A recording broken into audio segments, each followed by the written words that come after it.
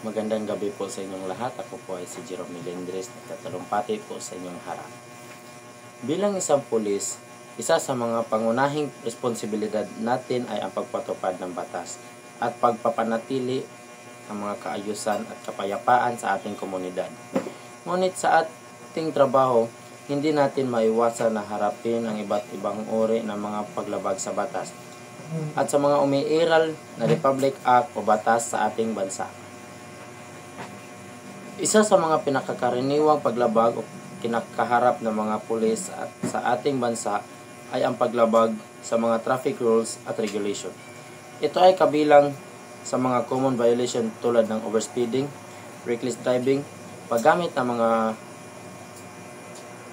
illegal na plaka at paglabag sa mga traffic signs at signals.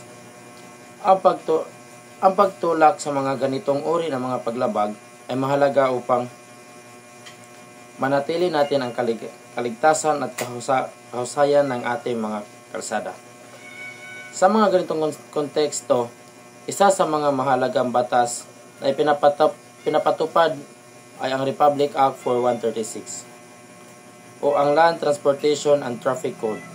Ito ang batas na pinagtatakda ng mga patakaran at regulasyon sa mga pagmamaneho at pagmamayari ng mga sasakyan.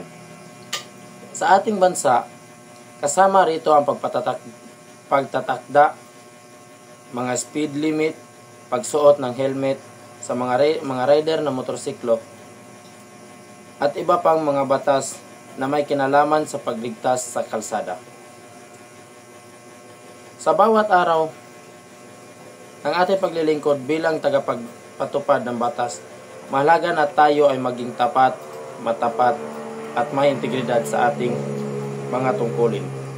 Sa pamamagitan ng pagpatupad,